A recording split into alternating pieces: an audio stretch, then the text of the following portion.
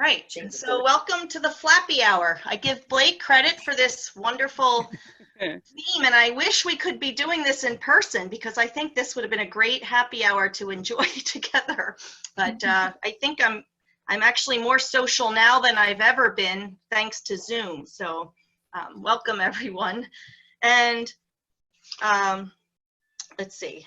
I guess a lot of people usually ask me, you know, what is a land trust doing with a bird conservation program? It's becoming more popular now, but when we first started, I think a lot of people thought we were a little crazy. But basically, it comes down to the fact that habitat is the key to conservation. It's the key to our food system. It's the key to saving biodiversity. It's the key to life. And I think that through this pandemic, we're really realizing how important our own habitat is, right?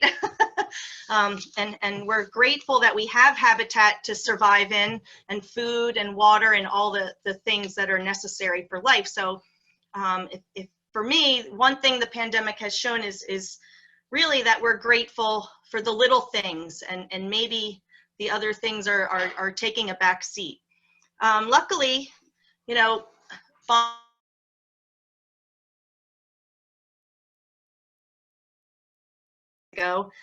decided to start conserving the land in this area, which we're 25 miles southwest of Philadelphia, across from Ridley Creek State Park. And they've saved, you know, over 7,000 acres in a 26,000 acre program area. And they just had the foresight to see that this land was going to be very important as time went on. And they are very correct. So I'm grateful to them for having started this whole conservation ethic in this area. And with everyone staying home, the world's become much more quiet, you probably notice.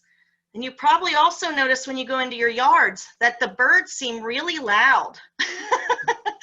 And maybe because there's not that much else to listen to anymore, no cars whining by, or I don't even hear that many mowers in the neighborhood. I just keep hearing birds, and I think it's almost deafening sometimes, which is odd, but I'll take it. But it's interesting because other people are also noticing all these birds, and it's just been really incredible. And so I guess the whole point that we're here is why do birds matter? Like, why do we even care about the birds at all? And this is a white-throated sparrow. Blake took this photo at one of our bird banding station things. And I just love his little expression looking at us. And basically, Tom Lovejoy said, if you take care of the birds, you take care of most of the big problems in the world. I wish birds could cure the virus, but that hasn't happened yet. We'll see. But they give us a lot of ecosystem services. They pollinate, they disperse seeds, they take care of insects. They bring us joy with the colors that they come in and all these songs, and just watching them nest in the yard, and the behaviors of each different species is very interesting. They're bringing joy to a lot of people during a time when it's very unsettling and anxiety ridden. And I think just watching them persevere in nature and trying to live through the predators, finding food, finding toilet paper, you know, all these things are what they're trying to do on a daily basis. And I think we're feeling like we're joined with them in this pursuit of survival. So anyway, we've all heard about the studies that 2.9 billion birds are gone since 1970, right around the time I was born. So in my lifetime, we've lost over 30% of the birds. It's been well documented. Here's the number of birds on the decline across North America by bird group. The interesting thing is, if you look at this this graphic, waterfowl has actually increased by 56%.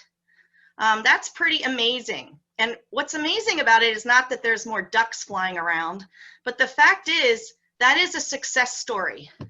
The North American Waterfowl Management Plan took effect in 1985 when we thought all waterfowl were going to go extinct. Basically, they had plummeted their populations, and this huge collaborative effort between Canada, United States, and then in the 90s, Mexico joined, and we focused on wetland habitat.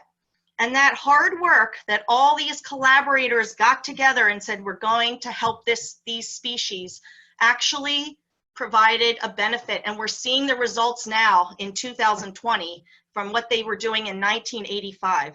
A lot of people ask me, like, what are we doing? What is this doing that, this habitat restoration, what difference does it make? Well, sometimes it takes 30 years to see the difference of these efforts. So keep in the back of your mind, there are success stories, there are models to follow. So it's important that we keep that in our minds as we're going through. Another group of birds that are doing really well, and this goes to Julie's Cooper's hawk, is the 15 million raptors went up by 15 million since 1970. And that was due to decreased pesticides, DDT. They eliminated hunting. And again, this was a collaborative effort. You're going to see collaborative efforts over and over because it does take many partners of many different places, countries and states and organizations to come together and work towards a common goal. Woodpeckers, surprisingly, are doing very well. They improved habitat in timber farms. They changed fire protocols and increased prescribed burns. They provide nest sites. So again, if you do things in a positive way, in a well thought out, big way, you can make a difference. And we're seeing this now.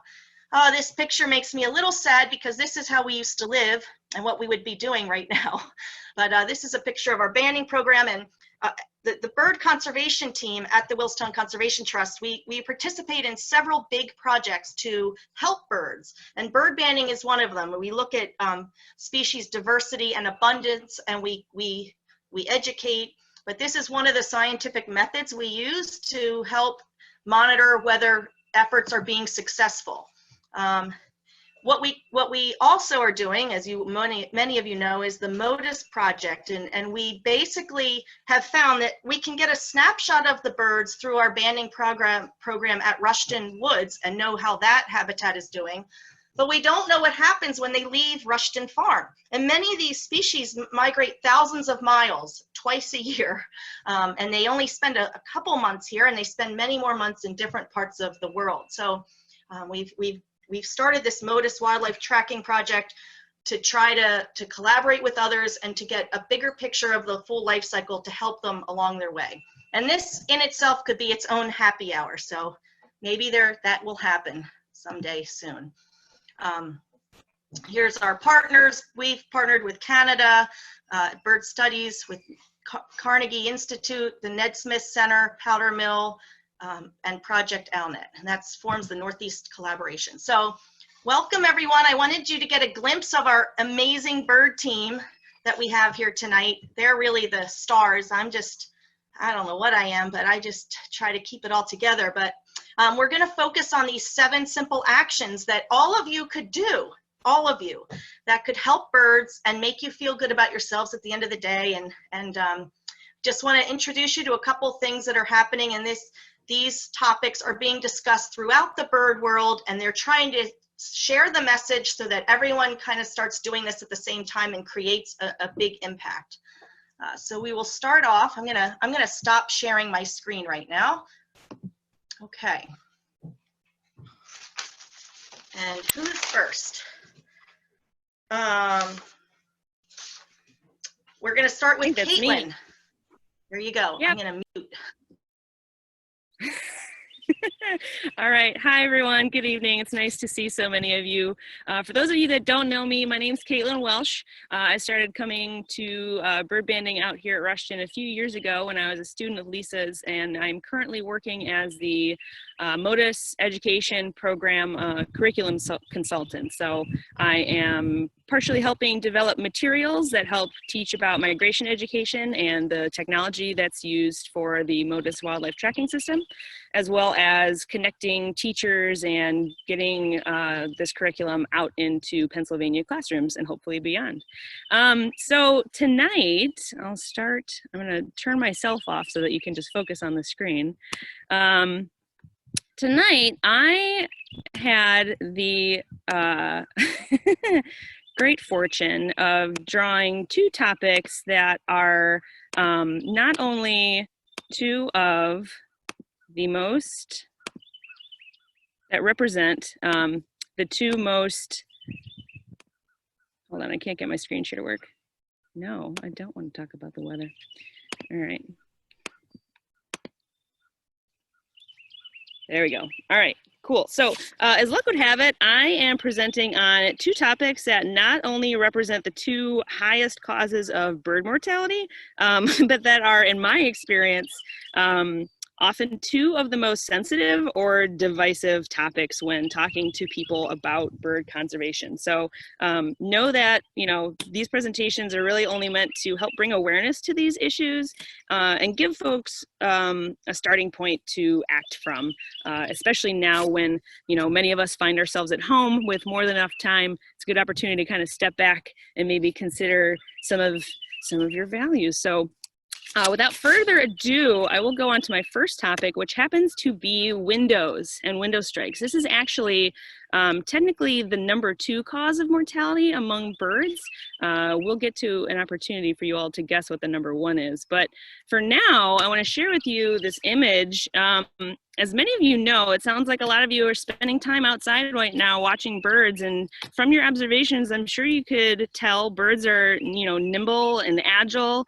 Much like this goshawk here, they're able to navigate dense forests and even urban obstacles to a certain degree. But during the daytime, window reflections can be very confusing to birds that are moving through their habitat in search of space to forage in or places to nest. And at night, brightly lit urban areas, they tend to lure migrating birds into areas that are densely packed with buildings that are practically built almost completely out of windows. So birds' difficulty in navigating these spaces leads to many collisions, so many, in fact, that this 2014 study aggregated a number of previous studies that had been done comparing where window strikes tend to happen most frequently with birds.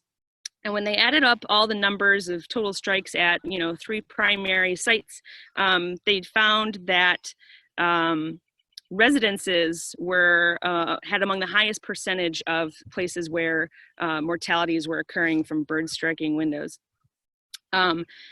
Residents in low rises account for such a high percentage because of their relative density and abundance compared to high rise buildings, thinking like skyscrapers, basically anything above 12 stories tall. 1 bird per house times lots of houses compared to, you know, a few high rises in a city that might get upwards of, you know, 25 bird mortalities apiece. It skews the percentages a bit, but it just goes to show you that those of us living sort of in, you know, densely packed suburban areas, you know, while we might be trying to make our homes and our surrounding spaces welcoming to birds, we also need to be aware of potential threats that are still out there. So the good news is that there are plenty of ways to help. Tunnel simulations, many done out at Powder Mill, in fact, out west of here, have shown that there can be an 80% reduction in mortalities by using certain standards for treating windows so that they are more visible to birds. They use flight tunnel simulations where birds that are caught during the banding process are put into this contraption here. It's basically a long tunnel. At the end of the tunnel, they have 2 window panes that have different treatments on them, and they release the birds into the tunnel, and rather than flying into the glass, there's a net at the end, much like the nets that we use here for banding, if you've ever been out to the banding program. And the birds land in the net before they can strike anything, but they're able to observe where the birds are flying to or where they're planning to escape to get a sense of whether or not those window treatments are working. And from these studies, they have found that by treating window surfaces, the outside of a window surface, usually using stripes, whether they're horizontal or vertical, tend to help break up the reflections of surrounding habitat enough that birds are able to avoid colliding with windows. So depending on how it is accomplished, if you're doing horizontal lines, they need to be a minimum of 2 inches, a space of 2 inches between the lines, and the lines that you use need to be 1/4 of an inch thick. Or if you're doing them typically they should be spaced about 4 inches apart. So this is a sample of what that might look like. This is something made by a company called Acopian Bird Saver that will either you can give them custom measurements and they will make fixtures for your windows. They call them Zen wind curtains. They're pretty mild looking. They are not super intrusive to one's field of view, and they're actually really easy to make on your own. So if you need a hobby right now, you can do a shipment for some paracord and actually make a fixture for windows at your home. Another way that it can be done, there's also stickers and things you can order, but if you have even more time on your hands and are feeling a little bit more crafty, you can design murals for your windows. So this is a sample of one that was done actually with soap, but you can also use tempera paint, the sort of non-toxic washable paint that a lot of elementary schools use in arts and crafts and things like that.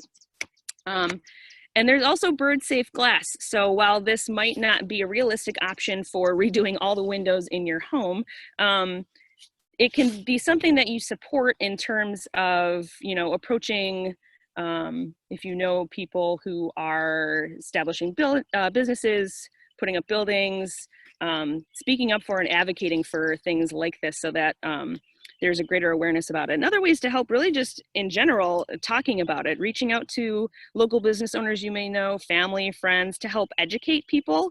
For instance, something you could do would be to help coordinate a window mural program, and then design a mural to educate even more people. And there's also these are all links which are more or less useless to you right now, but if you Google each of these things, they're easy to find. The American Bird Conservancy has a long list of things that they have rated as good options for creating bird safe window surfaces, whether you want something low cost that you can do yourself or you want to invest in something more long-term and permanent. And you can also support legislation that helps support the Bird Safe Buildings Act. So I mentioned at the beginning that this is the #2 cause of mortality among birds. And so it's quiz time for all of you. Feel free to use the chat. Take a second. I want to see out there what people think the #1 cause of bird mortality is. I can't see the chat right now, so I'll give you a few seconds. Oh, there we go. There's the chat.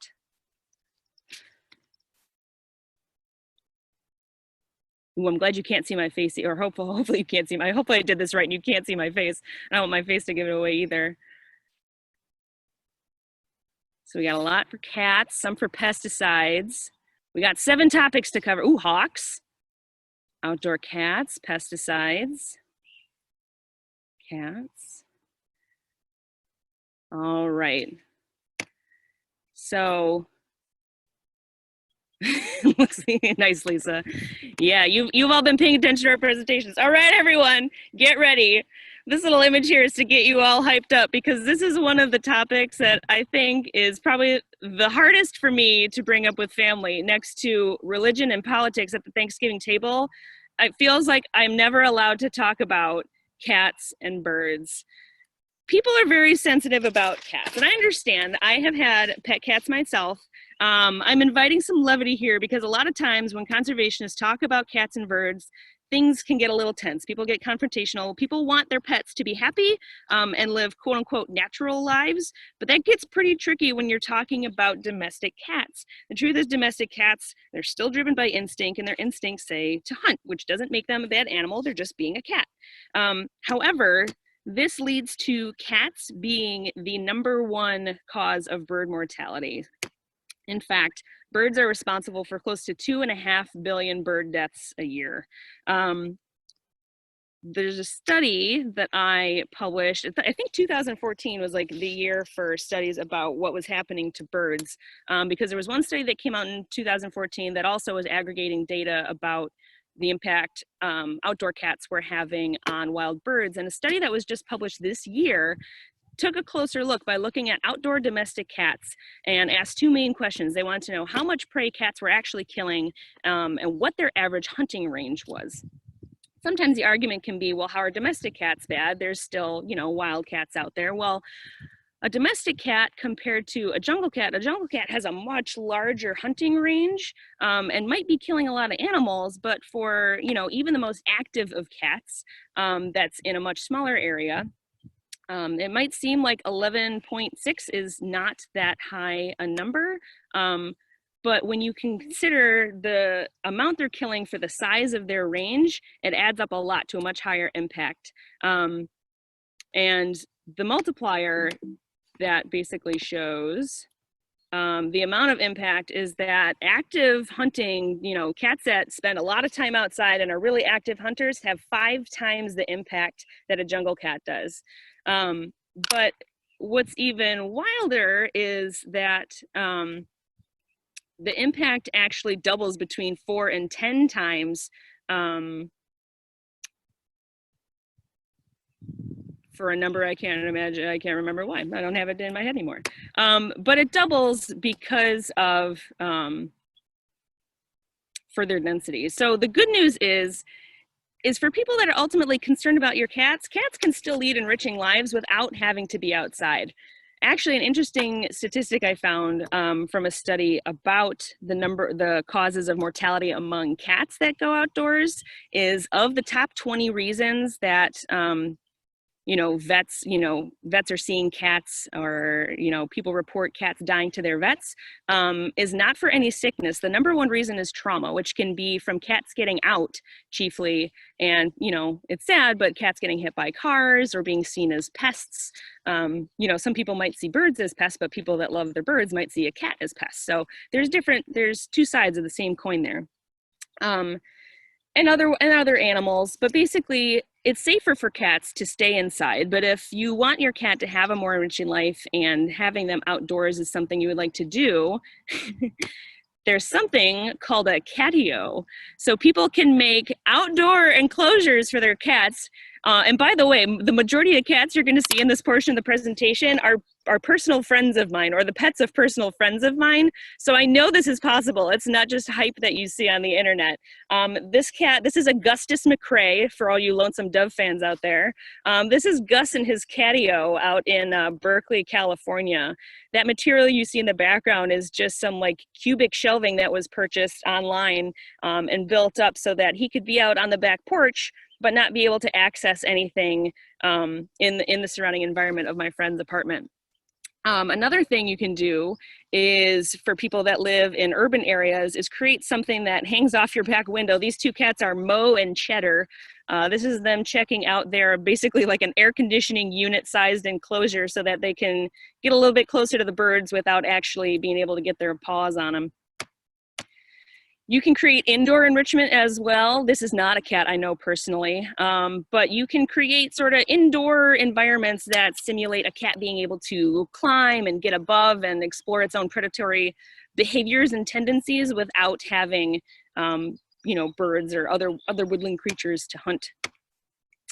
A lot more people are looking into going into the outdoors in new ways and finding ways to take their pets with them. And a point we make here, if you saw at the beginning, I'm actually at Rushton right now, and we don't allow dogs here on the preserve at all, but if you go to other public areas, there's a reason dogs are required to be on leash. It's not safe for them, it's not necessarily safe for people, and it's not fair to assume that just because cats are smaller that they can't cause harm as well. So cats can be trained to go outside on a harness.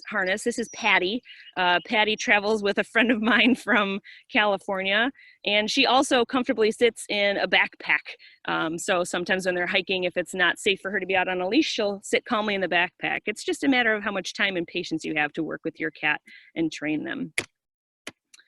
Another thing is, people say, can't you just put a bell on your cat? But there was a person who's actually a bird researcher who had cats that she allowed outdoors, and saw that her cat didn't seem to catch any fewer birds or other wildlife when she was wearing a bell. But she found this basically looks like an Edwardian ruff online, and put that on her cats. And because it was more obvious and visible to the birds, she turned it into a study. She compared, the functionality and effectiveness of a bell compared to these collars, and these collars were much more effective in negating the cat's hunting efforts of birds. So another way, again, is to get involved. Although talking about these things can be uncomfortable, I myself have several relatives who are very sensitive about their cats, and they don't want to be seen as doing anything, you know, bad for the environment as well. But sometimes people just aren't aware of these various impacts that their intentions to do good can be having. So again, you can check out the American Bird Conservancy. They have a lot of solutions for what to do with your cats that go more into the different resources available. And also a cool study to check out is Cat Tracker. So if you have a cat of your own, the information about the amount of birds that domestic and wild cats track was done through a study where they used GPS units attached to cats that signed up for this study so they could track their ranges and get a better sense of where cats were actually going. So you can actually sign your cat up, try and see if your cat's a fit for this survey, and participate in ongoing research. So that's my time. I will stop sharing my screen. If anyone has questions, feel free to drop them in the chat, and I'll keep an eye out as we move along here and make sure that we get back to them at the end.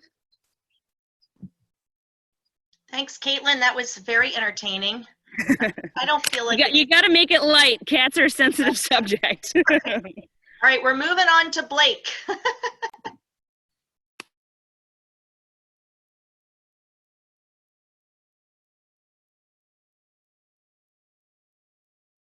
Here, unmute, share screen.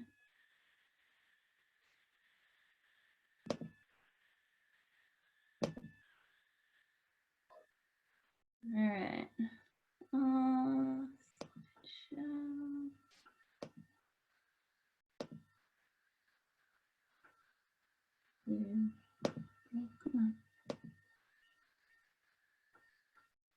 Okay, having trouble getting my slideshow up here. Okay, I think we're in business. Can you hear me and see my slideshow? All right.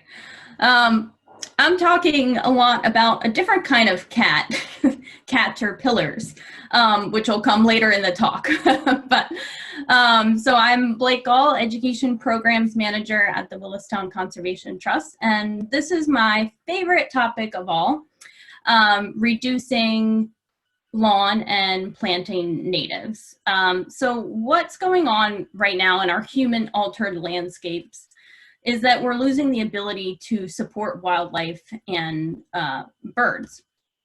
This is a typical bird's eye view flying over America. A lot of parts of America today, this is what they're seeing.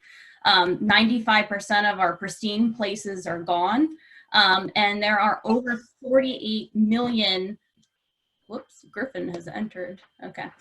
There are over 48 million acres of lawn in the US. And that's a significant amount. And Doug Talamede, author of Bringing Nature Home, says, you know, if we all at least converted half of our lawn to native bioscapes, going back to the wild, the way it was in the past, we would have a homegrown national park of 20 million acres.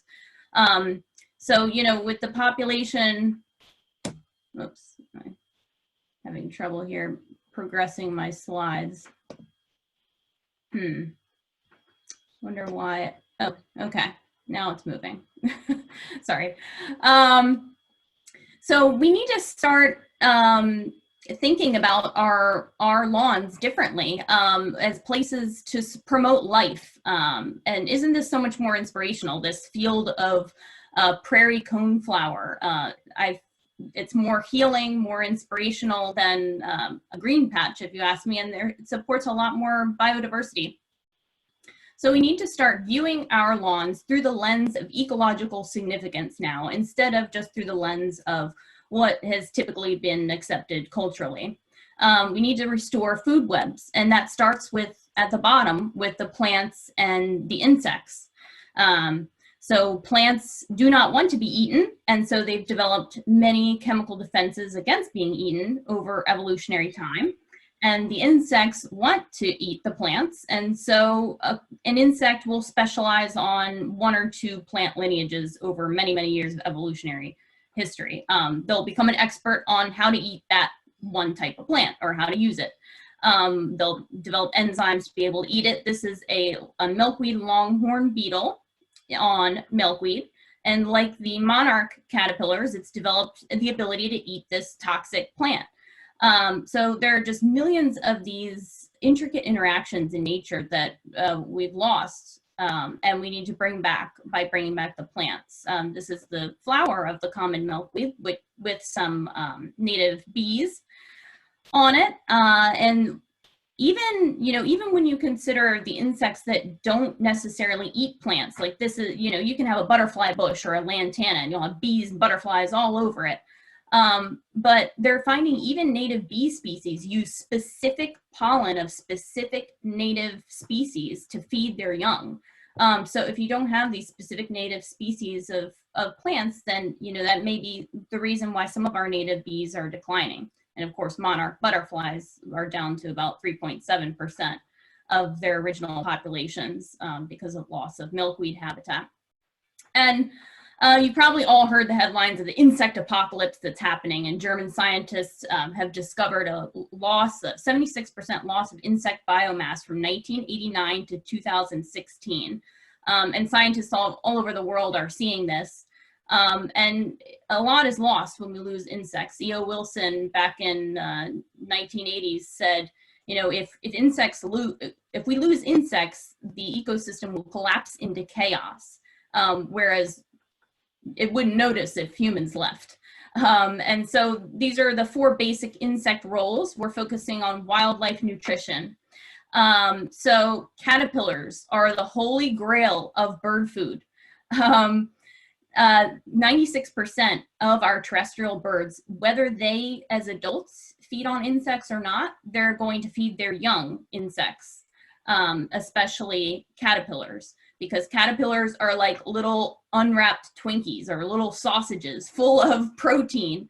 They're really easy, full of calories, protein, and also carotenoids.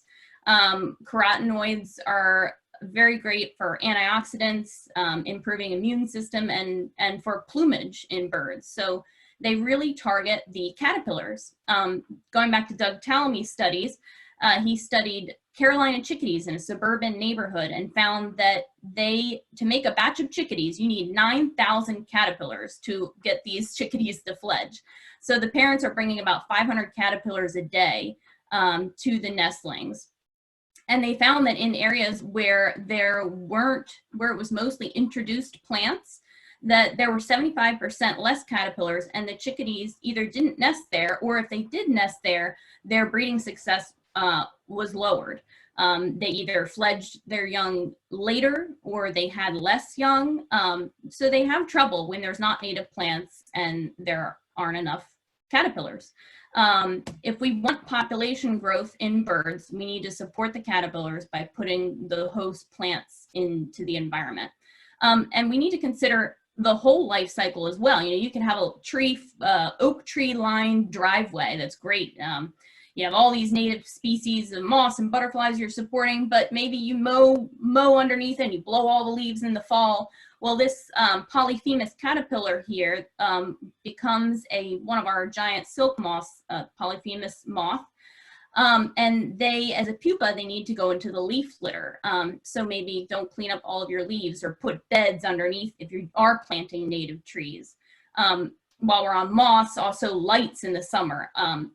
Moths don't even have, many moths like this polyphemus moth doesn't have mouthpieces. It doesn't have a mouth part as an adult.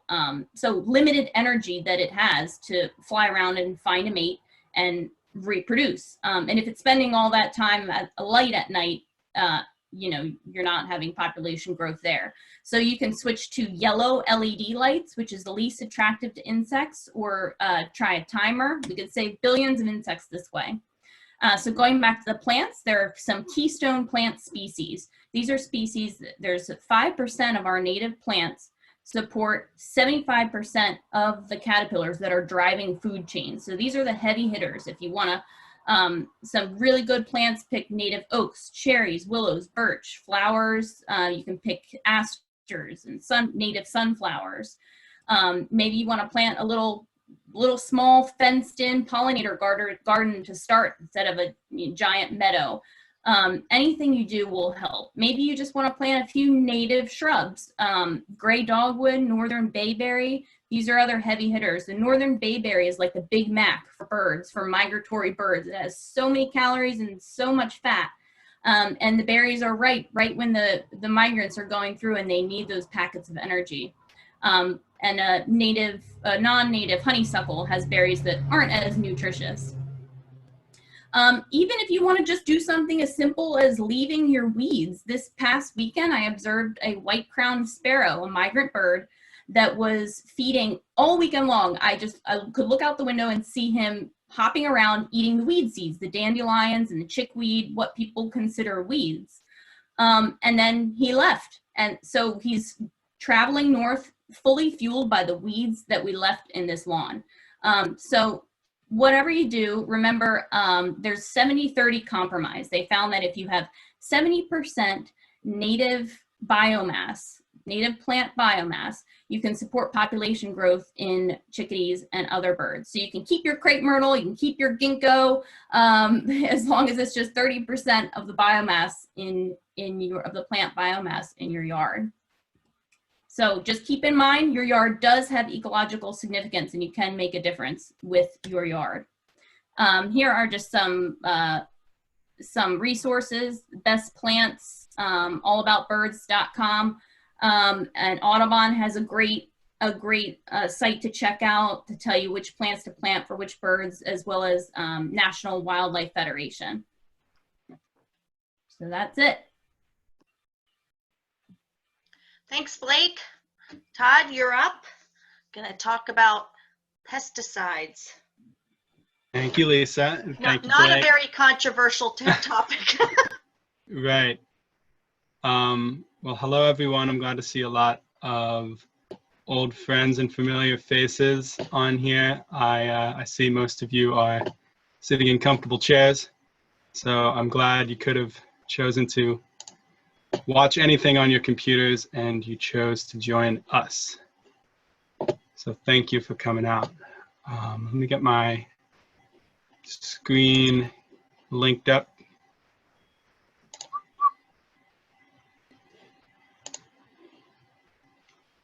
Okay.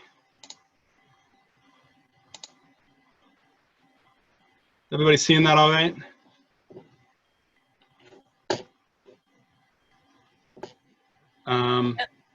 Okay. Thanks, Mike. Great.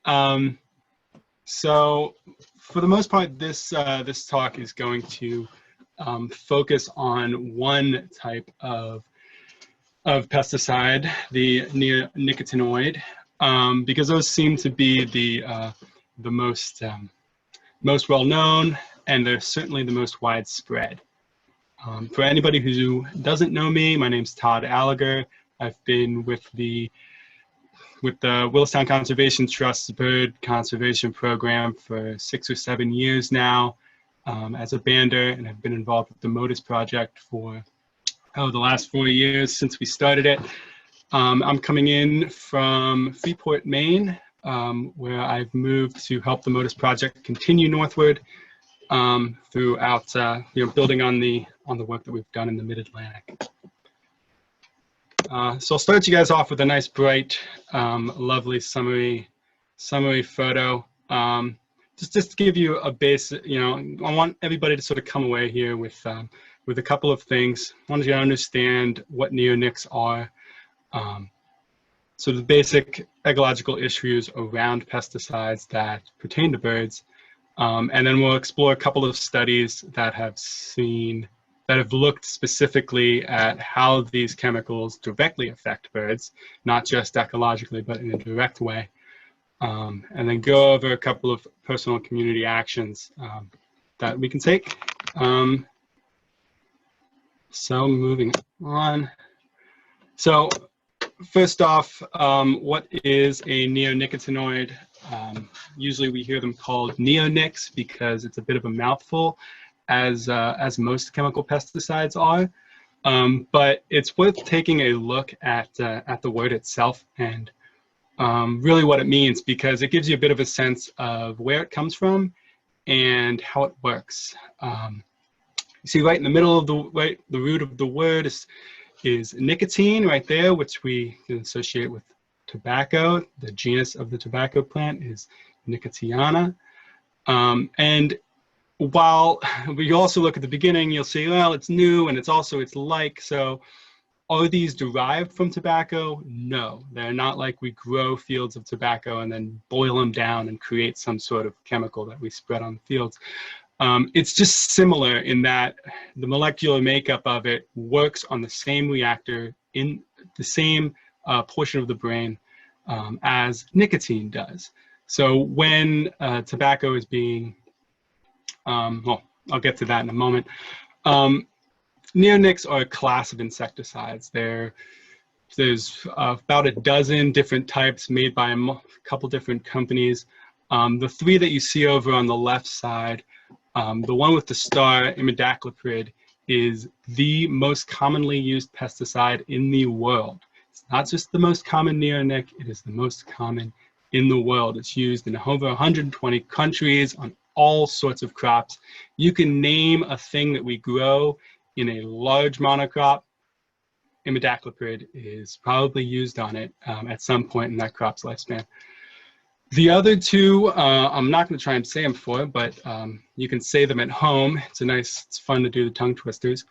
The other two I leave up there because they're ones that have also been proven to have an effect on bees specifically, and have actually been banned by a number of countries along with imidacloprid, mostly in the EU, Canada, a bit in the United States. But now typically when they're used, they're a pesticide, they're an insecticide, so they kill insects. And they can be sprayed on a plant or soaked in the ground, but typically they are used to coat a seed so that they become systemic, which means that chemical will then be present throughout the plant for the rest of its life. And that's how it's another way how it's similar to tobacco. When an insect chews on a tobacco leaf, the plant can sense that, and it produces nicotine in its roots, sends it throughout the plant, and either harms or causes a pretty memorable reaction in whatever herbivore was chewing on it. However, the difference is that once that pest is gone, in the case of tobacco, it stops producing that compound, and so it's not just spilling it out into the environment. And in some cases, and such as the tobacco hornworm, an insect that can actually feed on tobacco, rather than producing nicotine in its roots, it produces a different chemical that it attracts beneficial insects, which can do the job for it. So it's a bit more of a graceful way of using a chemical, whereas in large-scale agriculture, typically every seed is coated in the chemical, and when it's planted, it exists and it persists within the plant for the entirety of that plant's lifespan. And I just want to note that these chemicals are not only used in agricultural purposes, but also in horticultural purposes. So buying plants from nurseries can be grown from coated seed as well. So it's something to keep in mind. So there's a lot of effects, a lot of reasons that that pesticides have poor effects on the environment. But the two that we're going to focus on that mostly pertain to neonics are non-targets and runoff. They're meant to act on pest species, mostly beetles, bugs, and caterpillars, which, if you know anything about beetles, they're the most diverse group of animals in the world. Caterpillars, as Blake mentioned, are food for just about everybody and takes a lot of them to make a crop of birds, if you will. But as with most insecticides, there's a lot of other insects in the will, not just of those 3 types, but of other types as well, namely the bees. We have a couple of native bees here, as well as honeybees. There's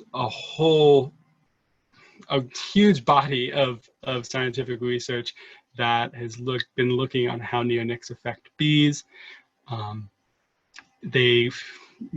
Causing them to produce less eggs. Colonies are not as productive. Colonies have to work harder. Individual bees become lazier, lose their appetite. So not a lot of direct mortality from the chemical, but a lot of sort of low-level effects that cause there to be a lot fewer bees than there could be. Additionally, neonicotinoids are water soluble. Because they're systemic, they need to be taken up by the plant, and plants are tubes of water, more or less. And so if you want them to take something up, it needs to be able to dissolve in water. Now, studies show that only 5% of the chemical that coats a seed when it's planted is actually taken up by the plant. And the rest of that is carried into the environment through groundwater or surface water, where it heads to nearby ponds and nearby streams. So that's what's called runoff. Seems pretty inefficient. And just to show you how long it stays in the environment, a study found 1,000 days in soil and over a year in woody plants. Neonics from nearby agricultural fields are present. So not only do they run off the fields, and then they persist in the environment for a long period of time, where they can be taken up by midges like this adult just to the left there, which is the most common insect you'll find in many ponds that are adjacent to farms. So you might be wondering, wait, why are we talking about bees? And that's what everybody started wondering once I started working on the farm. We're here to learn about birds. As Lisa mentioned, aerial insectivores are one of the fastest, declining group of birds, and this is one reason for that. And they are affected by the runoff and the bio-accumulation in the midges and the flies and the insects that they feed on. And another species that is directly affected by this, more recent research is finding that seed-eating birds, typically sparrows, migrating birds, or overwintering birds that spend a lot of time around farm fields, are actually directly ingesting the seeds themselves, which, as we know, are coated in insecticide.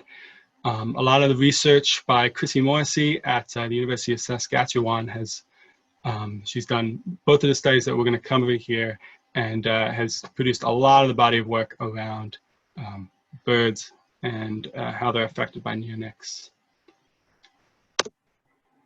So in the case of tree swallows, we already kind of covered what runoff is, and they found that while the chemical itself, as it runs off into ponds nearby farm fields, exists in a low enough form that it's not directly killing it's not like it runs into a field and works as an insecticide on a lot of the macroinvertebrates in the ponds.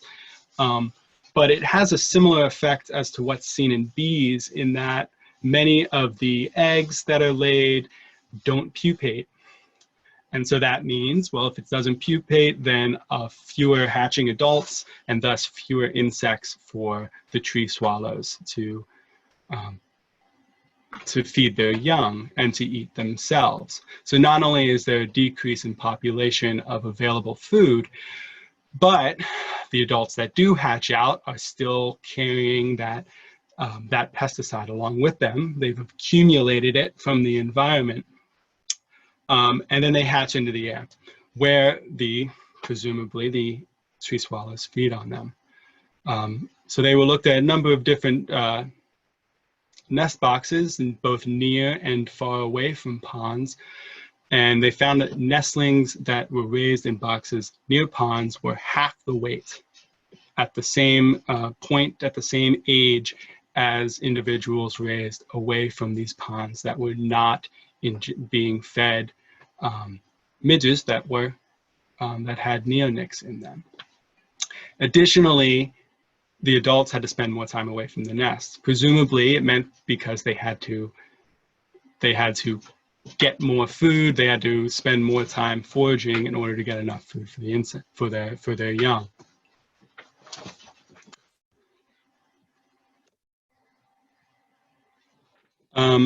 Likewise, another study out of the same lab looked at white-crowned sparrows, which are more of a wintering bird in our neighborhood, and they breed up in the boreal forest of Canada and Alaska. And a study on wintering birds in Ontario found that individuals who were fed a very small dose, a dose equivalent to 1/10 of a soybean seed. So if experienced a decrease in appetite, and they lost about 20% of the weight that they should have. Keep in mind, these are wintering birds preparing for migration, and it's very important that they bulk up and they have enough fat to migrate as far as they need to go.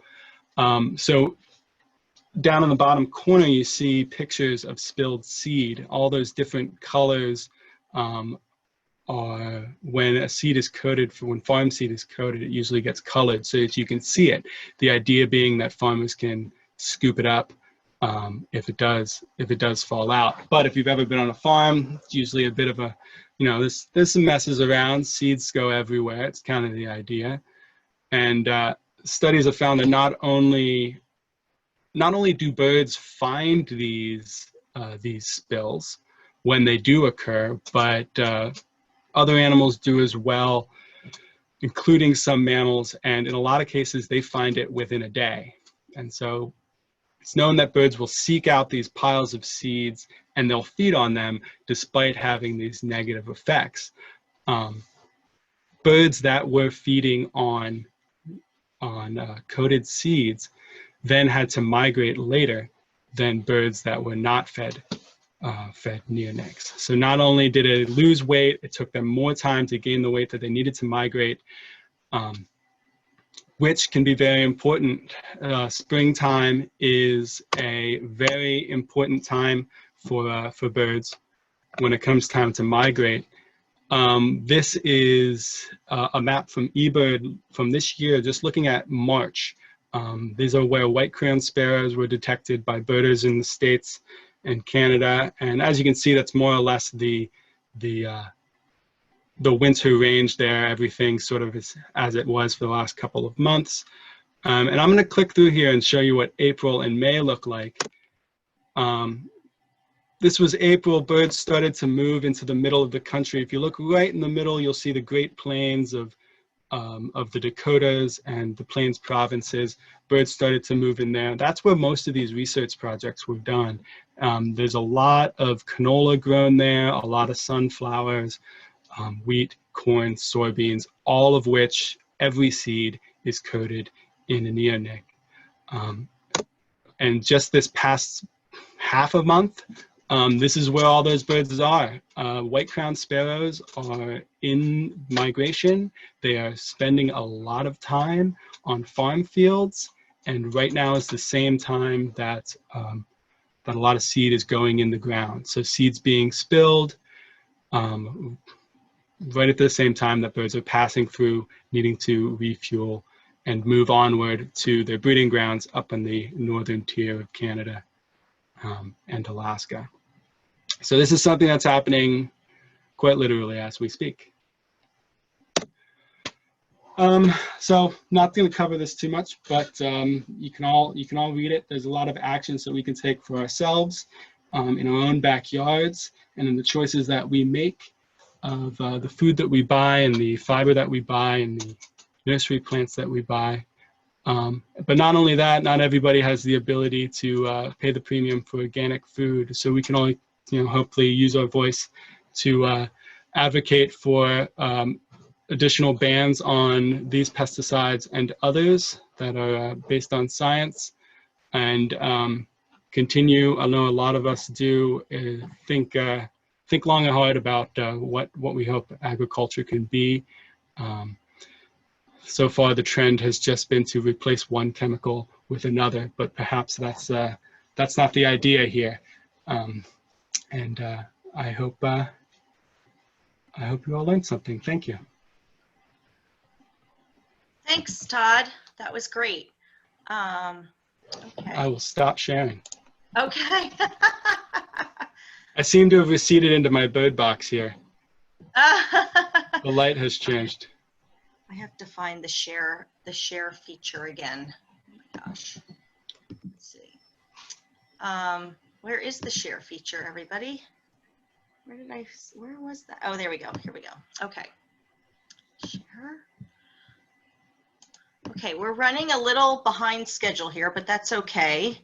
I will be quick with mine because mine's really simple, and all of you, I think, can, except for maybe the younger ones, can help with this. This is a Baltimore Oriole, which we discussed earlier, with a lot of people having these sightings in their yard. I have one nesting in my yard. It's incredible to see. Dick has them eating from his feeder. It's a Baltimore Oriole.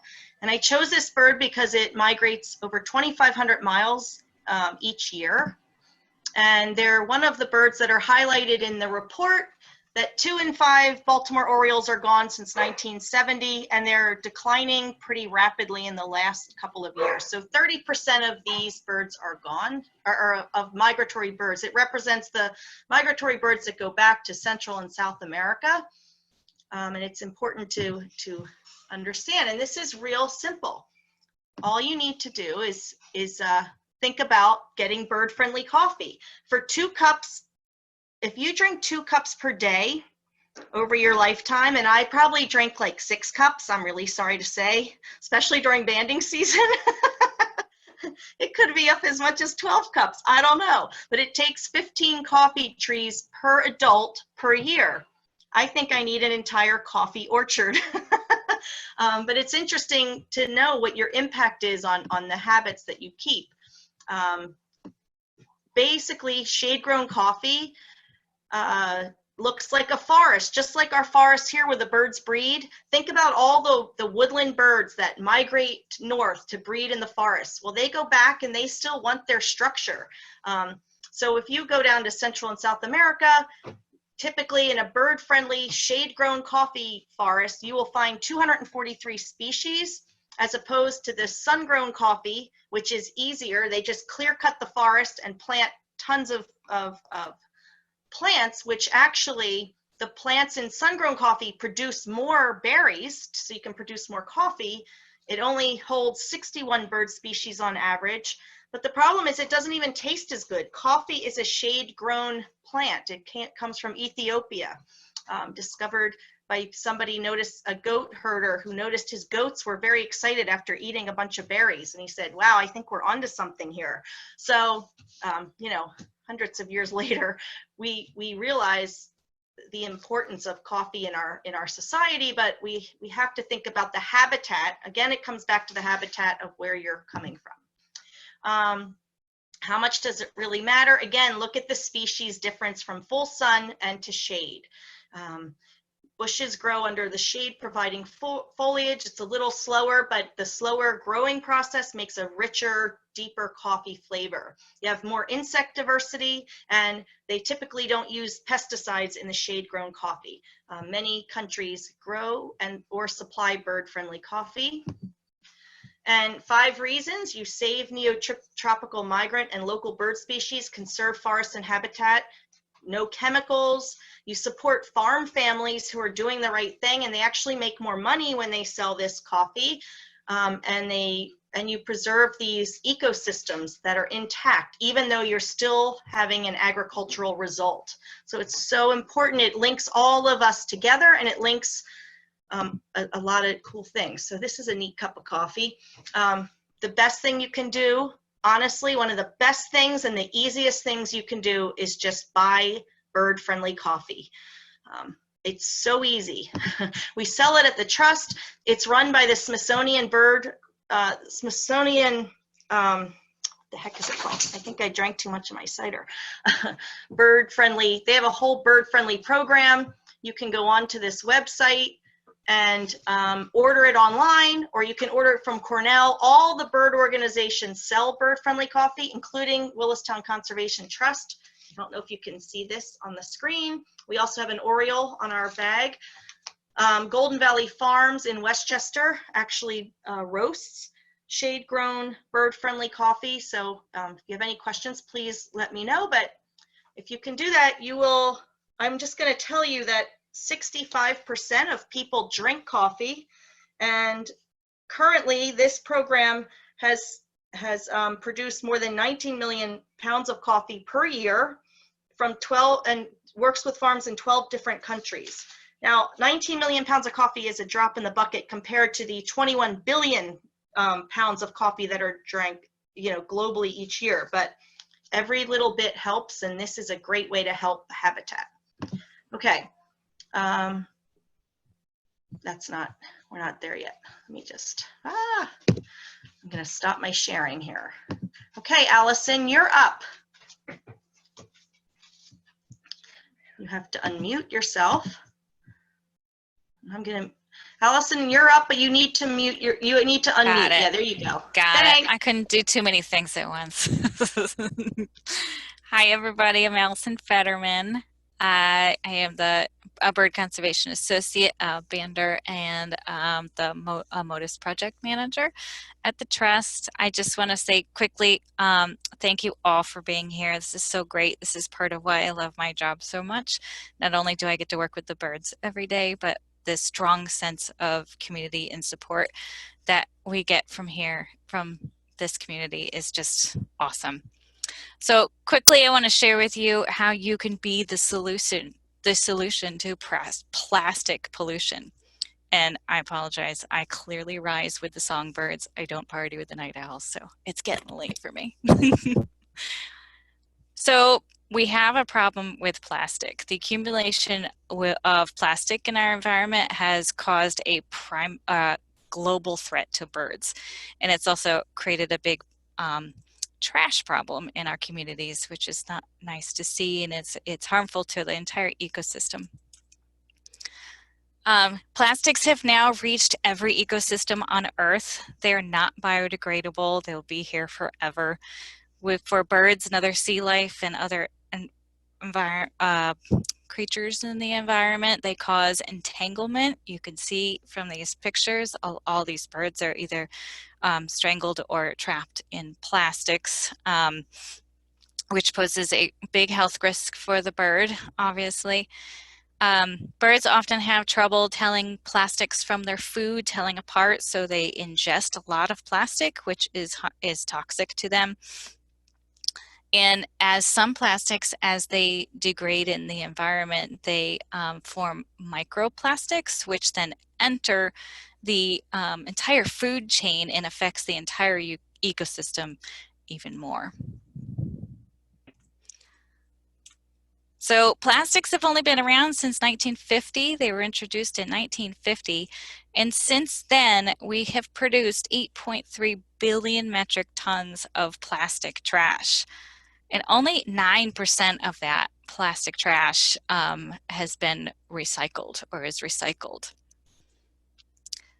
The rest of it ends up in our landfills, in our oceans, lakes, natural environments, the sides of our roads. It's everywhere except for being recycled. So there's a lot of plastic waste accumulating in our environment right now. Birds along the shore often mistake food for plastics, And they now think that about 40% of the Laysan albatross found in the Pacific Ocean die before they are able to leave the nest because they're ingesting plastics and it's either toxic or they feel like they're full and they end up, they don't make it past the nesting stage.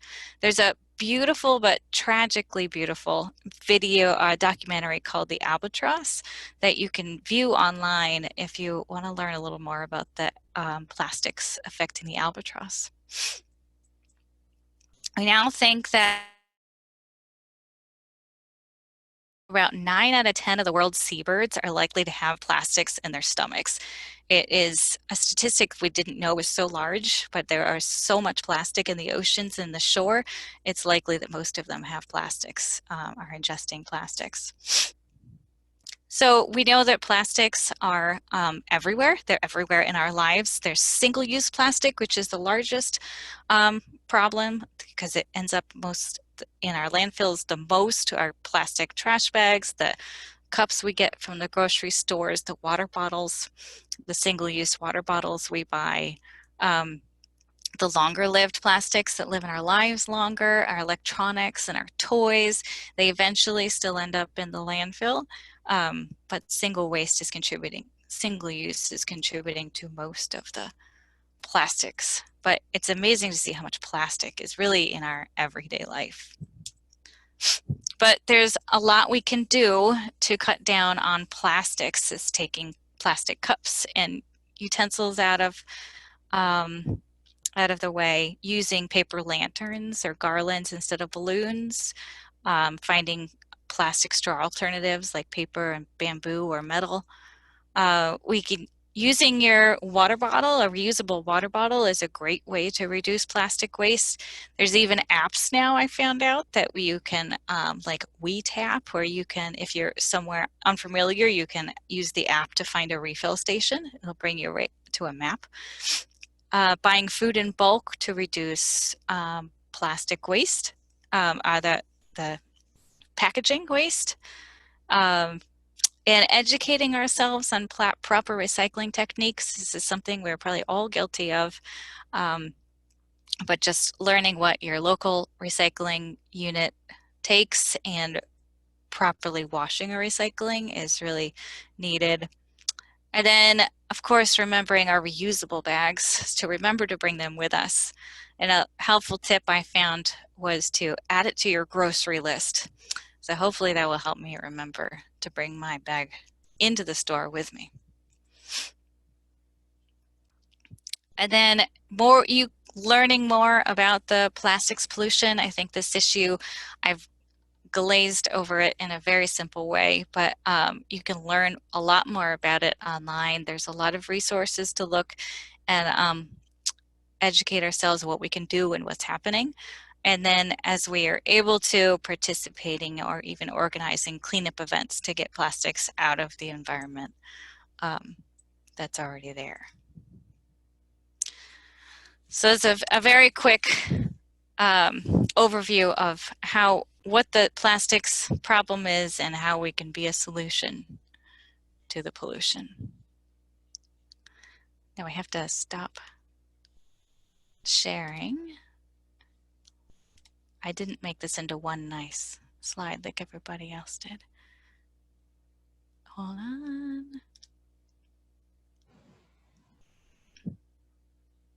I'm sorry, the bar is in my way. Hold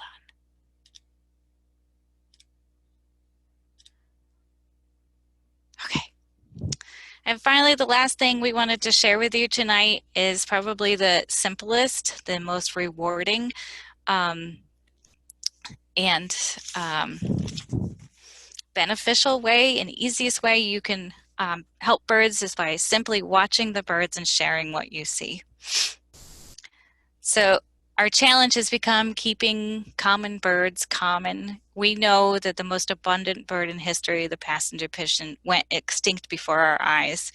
One of the lessons we can learn from this is that monitoring is really a key component to protecting the birds. But with 10,000 species in the world, how do we track them all?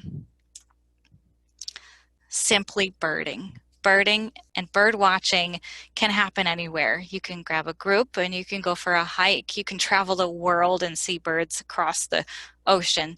Or, as we've learned in the past couple months, we can sit at our homes and monitor the birds right from our backyard or wherever our windows may sit. Bird watching is a very popular pastime, and it's a great way to contribute to bird health and populations. So how can you contribute? Simple bird watching is to join a citizen science project. So there are tons of science projects out there. Just a few of these all have to do with birds. So there's eBird, there's Project Feeder Watch, Christmas Bird Count, Breeding Bird Survey, International Shorebird Survey. There's a lot of projects that will suit anyone's needs. Even if you're not a birder, if you're a photographer, you can submit photos, you can submit audio recordings. There's a lot you can do, and there are ways you can find citizen science projects through Cornell that might suit your needs. But just to walk through a couple of them, eBird is the largest citizen science database out there. There's more than 100 million records in the database. There's hundreds of partner organizations and researchers and hundreds and thousands of users. You can take a course by Cornell to learn how to use it if you don't already use it, but simply using your phone or your computer, all you need to do is enter the species and the number of species that you saw, and at any time you're watching birds. You can also just explore and search birds like Todd was showing us a little earlier. So your simple observations are contributing greatly to bird populations and the research of what can be done to help them. Just every single observation going in here helps us track us. Like this wood thrush abundance map was made just from simple eBird observations from people going out, and we can see the birds, how they travel north and south throughout the year and their relative population size based on the observations that were put out there. And the eBird scientists have been able to produce amazing maps, amazing research is coming out of all the citizen science observations that are going into eBird. So bird watching is really helping. Project Feeder Watch is a great project that happens from November to April, where you simply log the birds you see at your feeders all winter long, tracking distribution and abundance of birds in the winter. And finally, Christmas Bird Count, just to mention one more, is another winter survey. It happens only once, one 24-hour period every year, where you join a group that goes out and surveys the same area every year at some point between December 15th and January 15th, monitoring our winter bird populations. There's been over 100 years of data collected by the Christmas Bird Counts, and now they're able to produce species trends, and they've produced this great interactive tool where you can go on to the Christmas Bird Count website and look at bird species declines or increases in areas. We can see that maybe our white-throated sparrows are decreasing in an area, but in other areas they are increasing. But just to make a short point is watching birds, record what you see and have fun, and it will make a difference. And it's one of the simplest ways you can make a difference for the birds. So that's it. Lisa, I will take it back to you. Thank you so much. That was awesome. Thank you to everyone that presented tonight. Now we're going to open it up and chat with each other, and hope you all had time to go get a drink if you're old enough. If you're not old enough, you could have root beer, or I don't know, whatever. Maybe your parents will let you have whatever you're not usually allowed to have. But go ahead and unmute your lines and go ahead and ask some questions if you want. Whatever you want. I have a question, Lisa. I have a pair of nesting red-bellied woodpeckers in a tree right outside my window. And I've been watching them obsessively, and it's been great fun. But what I noticed is, I mean, at one point I was watching and they dropped one of their dead birds out the window. I mean, out their thing, and I went and caught that. And not caught it, but I found it and I put it and I looked at it and stuff, and then somebody ate it. But I have a question about these red-bellied woodpeckers, because I mean, the birds now probably have feathers inside their little crevice. And the parent birds will sit outside the opening of the nest and they will just call, sort of whack, and then whack. And I wondered what that call is. Are they trying, I make this all up in my mind, but are they trying to get the little birds to respond to their calls so that they can help the birds fledge? I even called the Audubon Society, but they're all closed. Just trying to understand, this now seems the birds are out of their eggs, clearly, and I think there are 2 of them in there. They're feeding them, but I didn't know what this calling was doing. It seems important to the birds, so it's some kind of communication to the nest, and I thought perhaps, Lisa, you would know. Well, unfortunately, I don't know.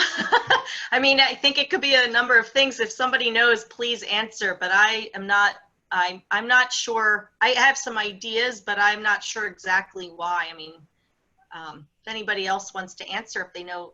That sounds like a great research project for a master's student, though. Yeah, right? What are your guesses, Lisa?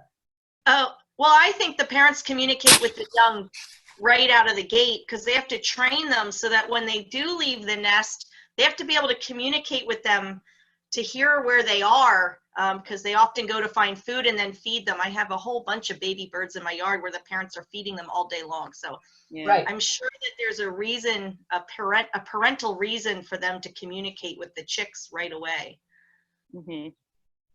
for Okay. survival. Thank you. Yeah, it's a great question. As chicks of any species get ready to fledge, a lot of times they're reluctant to leave the nest, and a lot of species will encourage their young to leave the nest, and that may be what you're seeing. Yeah, thanks, Dick. Yeah, thank you. Thank you. Well, In lieu of, I was just going to say, in lieu of any questions, if folks are still thinking of things, Blake and I have been putting some of the links to some of the resources into the chat.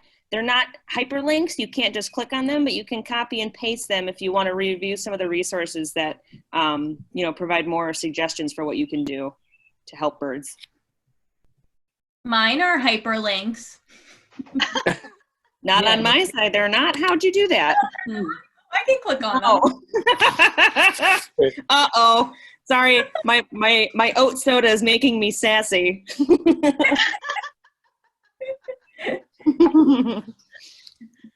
It's getting pretty dark there at Rushton Farm. I know. It just happened. Like, I was like in full light. The sun's setting pretty quick all of a sudden. So you might just see my teeth in a minute.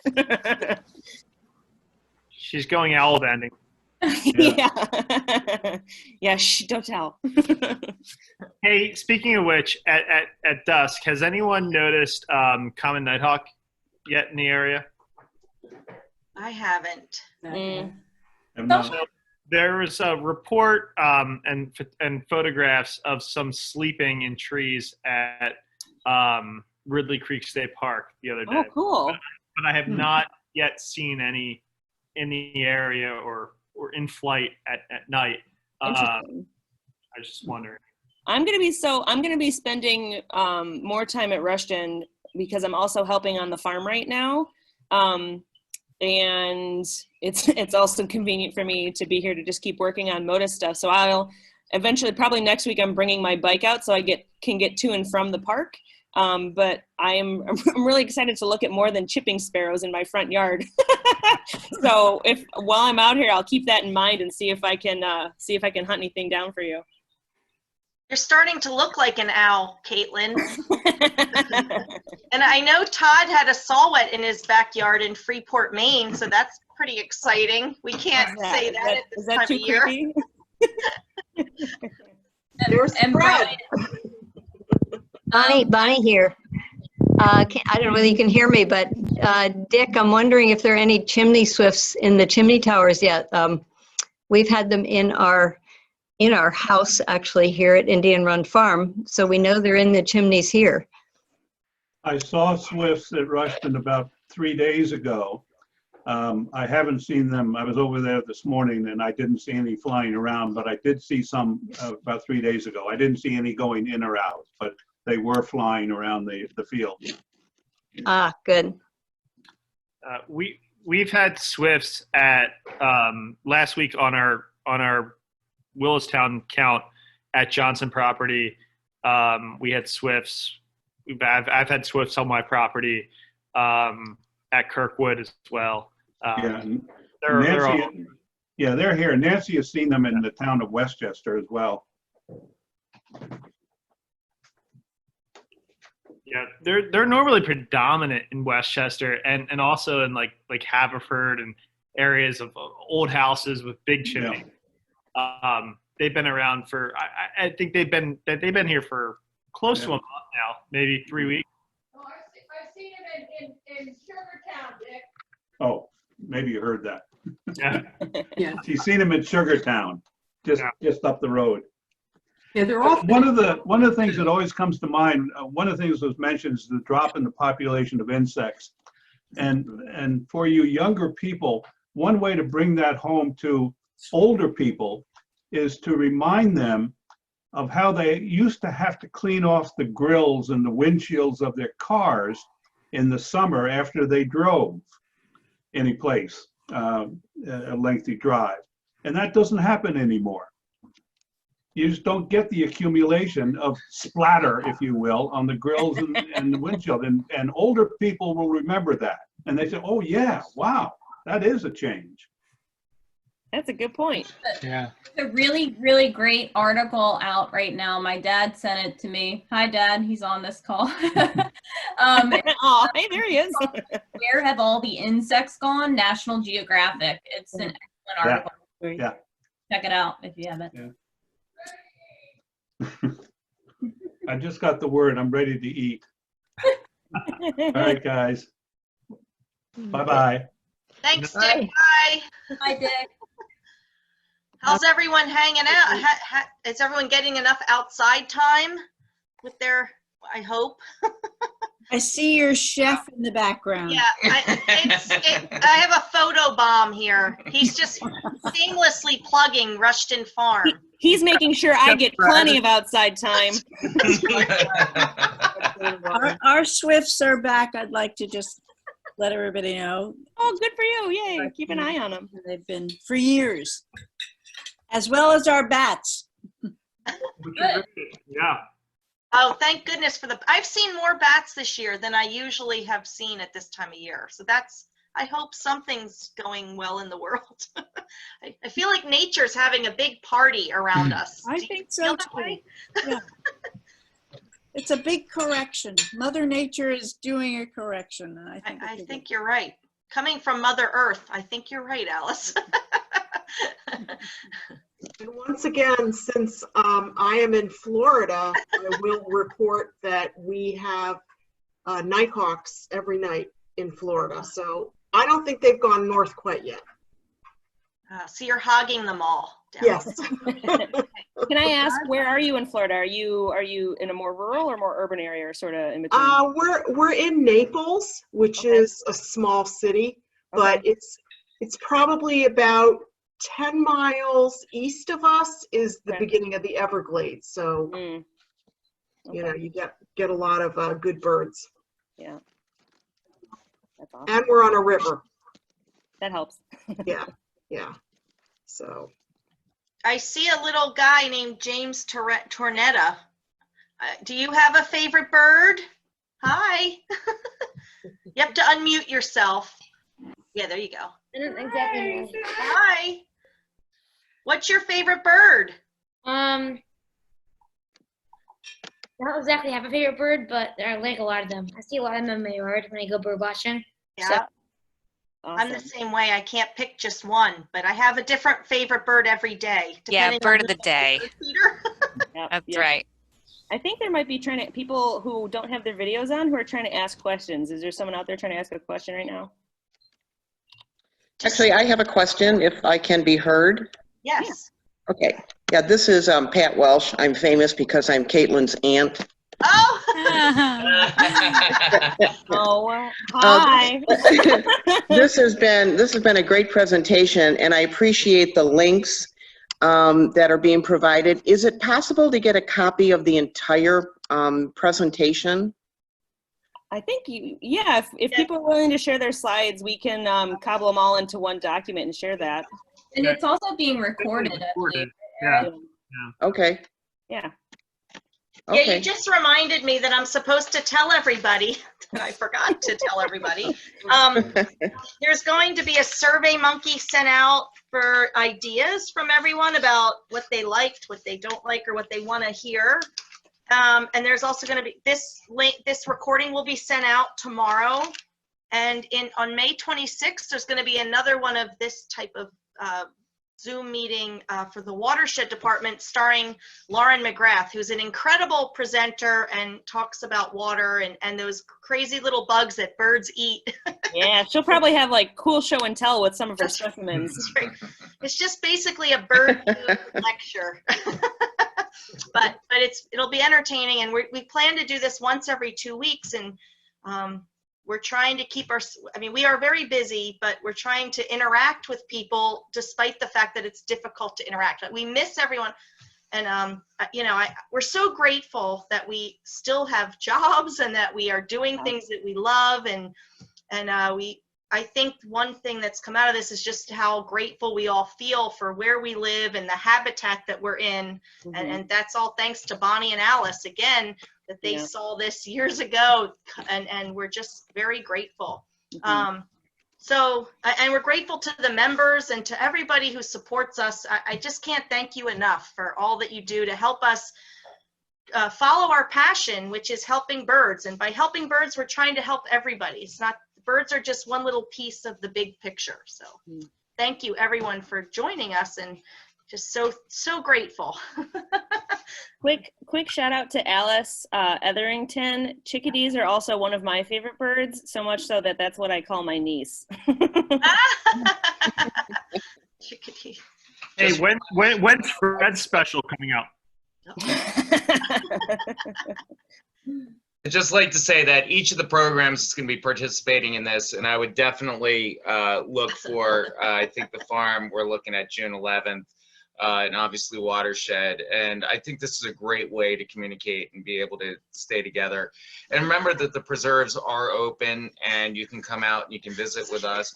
The farm staff is, hey, Kate. And I at this point in time, it is an interesting where the best way to communicate is to be outside, to get onto the preserves and be able to interrelate with people just outdoors. And so get out to the WCT preserves, Russian Farm, and get to see some of us. Fred, I agree with you 100%, and you look fabulous. I know. It's the Russian apparel. Absolutely. And this week is the biggest week in migration. This will be the climax. This will be it. This will be everything. So get out and report. Yeah, and keep sending us your pictures, Brian. We're using them. I will.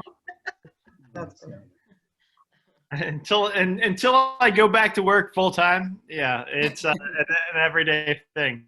You can come over and cook for us. Yeah. Yeah, sure. We'll keep our distance, we promise. Food is coming in. Oh yeah. In all seriousness, is everyone good on food and like good on getting groceries and everything like that? Like, okay, good. I actually will add one thing, which we'll probably bring up when Russian Farm has its time in this venue. It's bizarre that we've had a real spring. This has been like 20 years since we've had frost in May, where we've had actually cold conditions. I'm not even remotely kidding about that. Yeah. And it's a good thing. It feels good. And while Caitlin and the others are all working very hard outside, I'm appreciative of the warm comforts of our indoor space and being on the laptop. But no, in all sincerity, I think it's going to be a great year and for the farm, and it's fascinating to see the birds that are flying through. The orioles have picked up significantly at the farm, which is the first bird I saw when we started the farm. And in terms of something that was cognitive to understanding that the farm was healthy and that there was a large bird population there. And so I think there is a lot of negatives obviously in this situation, but again, I can't emphasize enough, getting outdoors is what's important right now. Awesome. We all got our dogs running in right now. Frank, are you still having volunteer days at the farm or not? Yeah, so we are starting up volunteers again. Today was the first day where we have volunteers out. If you're interested in volunteering on the farm, contact either Eliza Gowan at emg@wctrust.org or myself at cfd@wctrust.org, and we'll tie into what we're doing. Yeah, I have to say, after being on the computer all the time, I volunteered at the farm. She volunteered. And there's something to be said of planting a row of potatoes and seeing what you've accomplished than sitting on a computer and responding to 100 emails. You don't have that feeling of I've done something today as you do when you work outside. So it is very satisfying. But yeah, absolutely. Meg, did you find out the predator situation with your nest boxes? I have a feeling it's a flying squirrel, according to Ken. So we're installing the baffles and the knoll guards this weekend. So we'll see. But we have local cats. So now you've got me worried about the cat situation. But I thought they may be destroying the nests, and we don't have destroyed nests. Yeah. Just something taking the eggs. So we'll see. But you guys have been amazing with all the back and forth and the quick responses. So the team of helping us figure out the predators has been really helpful, and we're going to win. We're going to win. We're going to bring on more eggs and more babies. That's great. Do you have feeders? Do you have feeders and stuff? Bird feeders? Did you say that? We have bird feeders, and we have 3 boxes on our property. Okay. Yeah, if you just for your feeders, you might already know this. It sounds like you've done a lot of research, but just cleaning up after if stuff gets knocked on the ground and that sort of thing will keep down, things like rats and stuff too that might come out and scrounge around after things on the ground. Okay. Yeah. And just keeping an eye out if you do see cats in the area. You can take your feeders down for a while and not affect the birds too much, just to, not have the cats think that this is going to be a common food source for them. You can take the feeders away for a while to, have the cats go find something else and then put them back out once you don't see them hanging around as much. Okay, thanks. That's good advice. Thank you. We're gonna try everything. We're gonna win. You're cleaning under your feeders? I'm not even cleaning. I had to. So when I used to live in an apartment that backed up right to the Wissahickon, and I had feeders there, and we had all kinds of, urban wildlife hanging out. So I was constantly out there raking up and keeping things tidy. Oh, even on Goshen Road, we had major problems with raccoons on our feeders, and it got gnarly. I mean, it was like raccoons getting caught in the feeder and severing major arteries and blood baths. It was really scary. I'd rather go cleaning up bird poop. Yeah, thanks for that graphic details there. I mean, black seeds, peanut seeds, peanuts, they all attract everything, and it gets gnarly. Yeah. Sorry. Yeah, we'll figure it out. You're doing good. Keep it up. The beauty of nature. It's cruel, but but fun. We have no sports, so we have to watch something. If it's raccoons fighting over the bird seed, I don't know. Maybe you're onto something, Brian. And migration and like watching birds, it's like the greatest Easter egg hunt ever, right? I know. Like, you just go out there and you find what you can find, and you hunt.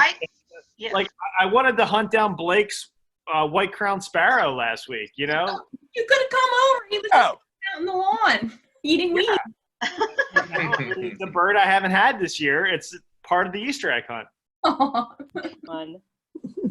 I have a northern parula in my yard.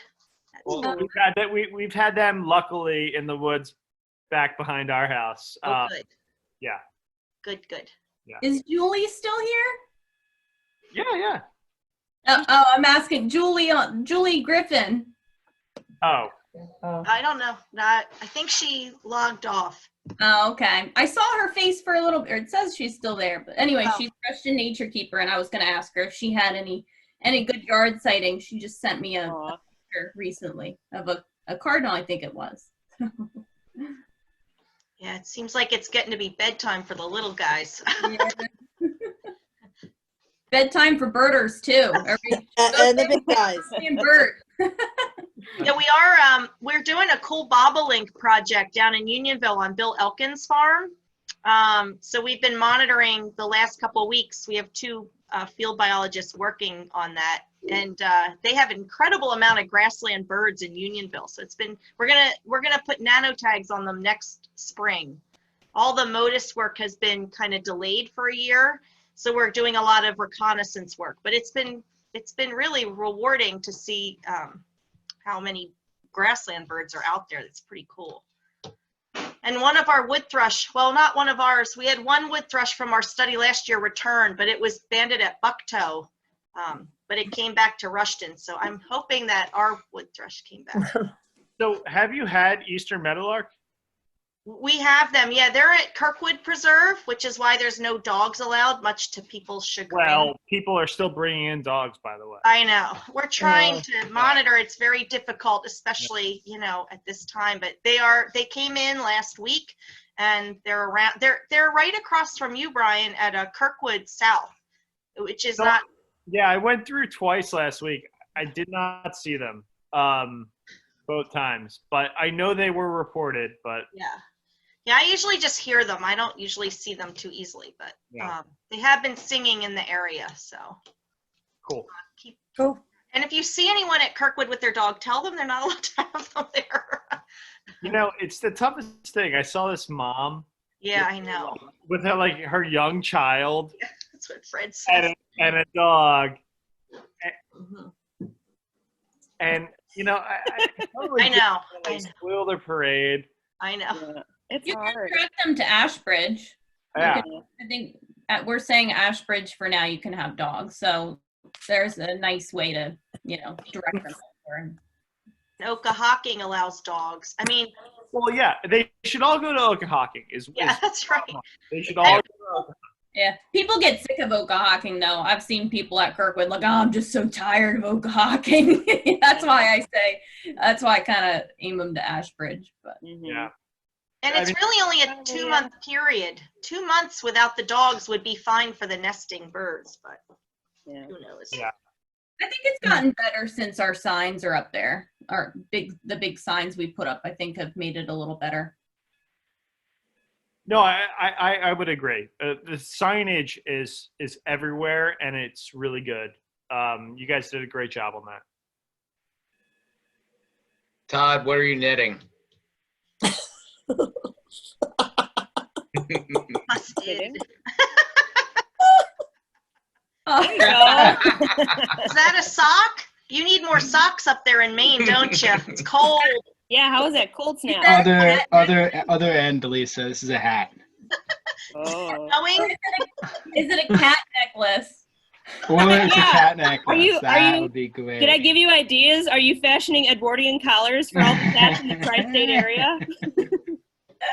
If anybody would be fashioning Edwardian collars, it would be Todd. I feel like we need to have an Instagram contest for anyone who tries any of those ideas with the cats. If one of you goes out and buys one of those bubble backpacks to carry your cats around, you deserve a trophy.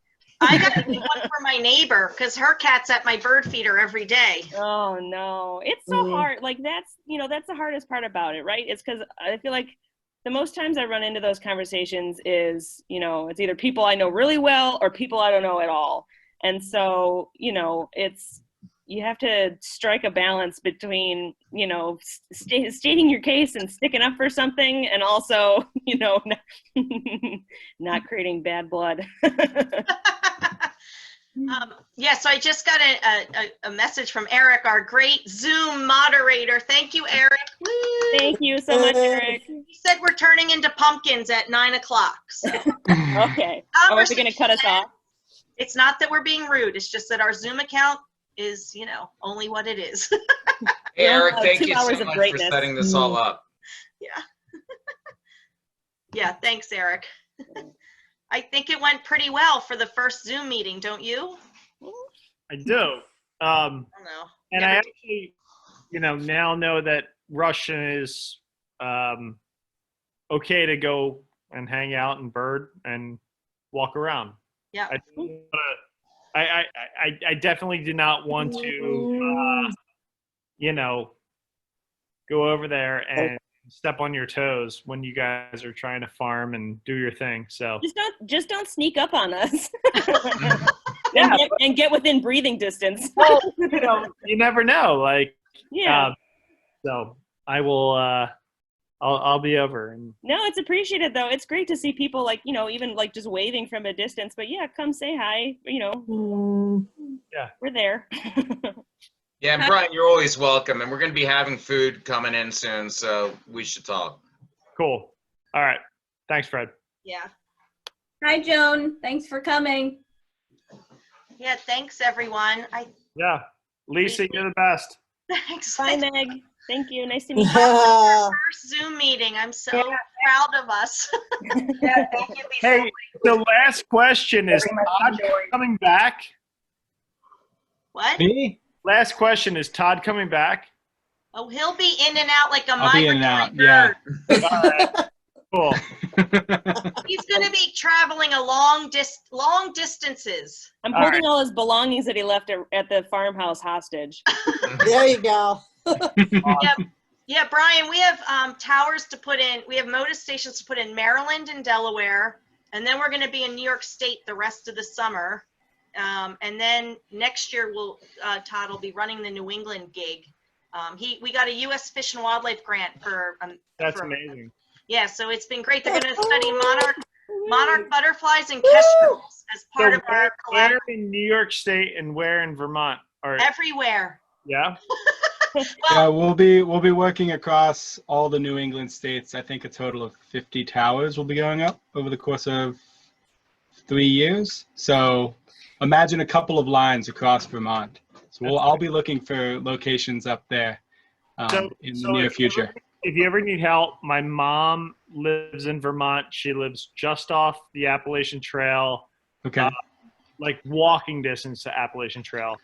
And she's in Woodstock, Vermont, just outside Woodstock. Yeah, I know it. Great. Todd, I'll start walking. I'll meet you there. I'll keep that in mind. If you want to crash there. If you Is she strong? Yes. She's strong. How much can she bench? No, at 64. Don't count her out. Don't count her out. Not count her out, but oh, that's so funny. Yeah. If you ever need help, Thank you, Brian. Brian, the room looks great. The back room there. Speaking of migratory birds migrating all around Willistown, you and I. Oh, that's great. That's right. What is that? That's Come in the place. whole room in the background. There's someone new in the nest box. Yeah, someone new in the nest box. Small town living. I know. Hey, Chris Cryer, how are you doing? You haven't been very quiet tonight. you're hanging in this long, you got to contribute. Where are you calling in from? Westtown? Oh, Westtown. Well, nice to see you. Yeah, I was just on a Zoom call with Westtown School earlier, so I got on late. Uh-huh. I was just wondering, Fred, did you lose any crops because of the cold spell? No, we covered everything, but we were constantly out there because it's the wind has been beating us up, and that's been the worst part, is just the constant breeze with the temperature changes. So, but we're in good shape. I feel more unfortunate for Pete Flynn over at Pete's Produce Farm at Westtown, because he's got the Westtown kids working his fields. So good luck to him. The last time he had teenagers working the fields, I was a teenager working in his fields. So that says something about where he's at. So he's open, and hopefully everything's going well. Yeah, it's the first time without immigrants, I think. Yeah, we've had migrant workers since 1994 over there, because I used to manage Pete's Produce Farm. And but you know, it's Lawrence Van Allen is over there. They got a bunch of kids over there, and we're all just trying to figure out how to make everything work, you know, with everything going on. And I'm thankful for a great staff for ourselves, with Caitlin as one of them, and a couple of other people coming on in the next month. And hopefully at some point we're trying to set up a collaborative where we can have some of the farmers shared between other farms who need some help, including Pete's. Cool. Yeah, just to remind you, this is going to shut down in about 2 minutes. So Yeah. And my battery is dwindling rapidly, so I might just say goodnight here. Thanks everyone for coming out. Those of you that are left, hanging in there. Yeah. Thanks, you guys. Thank you. This was great. Great presentation. Thank you. Great, thank you. All right, guys, Thanks a thanks. lot. Great program. Bye. Bye. Everyone. Oh wow, I really cleared the room there. And by the way, the wind has been awful. Yes. The wind has been awful. Oh my gosh. If there's an element, there's nothing that infuriates me more than the wind. I haven't been able to ride my bike. Well, I would be able to ride my bike, but it wouldn't be very fun.